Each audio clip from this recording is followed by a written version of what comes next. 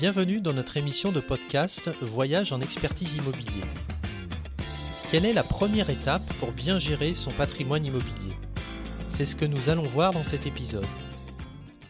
Bien connaître le patrimoine à gérer, ainsi que ses usages précis, constitue un préalable indispensable à la définition d'une stratégie et d'un programme d'action.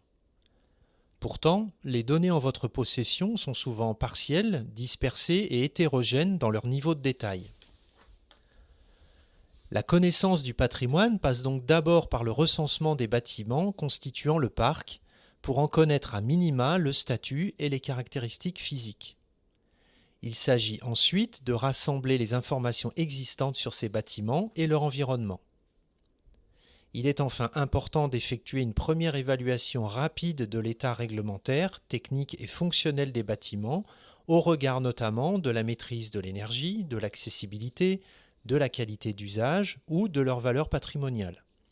Le diagnostic technique et fonctionnel est un outil pour y parvenir. Les questions de pertinence des implantations, d'actualisation des besoins en surface et de qualité d'usage sont au cœur de la problématique de gestion de patrimoine immobilier. C'est pourquoi la documentation sur l'état technique des bâtiments est à rapprocher des éléments connus concernant l'évolution en cours ou à venir des besoins d'hébergement et d'usage des services. Il s'agit à la fois d'analyser le taux d'occupation et d'utilisation actuel des bâtiments et de définir par projection les besoins à venir. Les données administratives et techniques existantes recueillies en amont pour chaque bâtiment du périmètre d'action sont nécessaires. Mais elles ne suffisent pas pour élaborer une stratégie pertinente. Elles doivent être complétées par des diagnostics approfondis.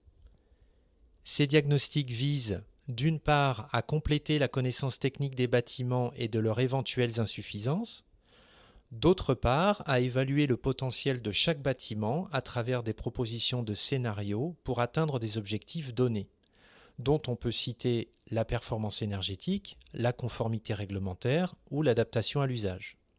Les propositions de diagnostic ne doivent pas concerner seulement les travaux. Elles pourront également viser une réorganisation des locaux ou l'optimisation de l'exploitation et de la maintenance.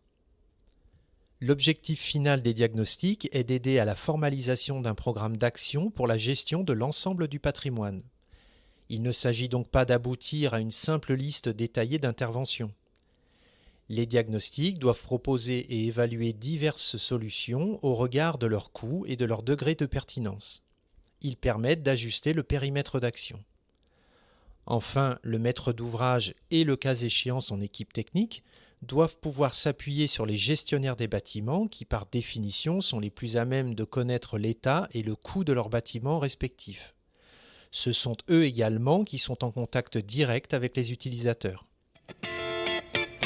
Dans le prochain épisode, je vous propose d'aborder la mise en place d'une stratégie immobilière qui débute par un programme d'action hiérarchisé et planifié.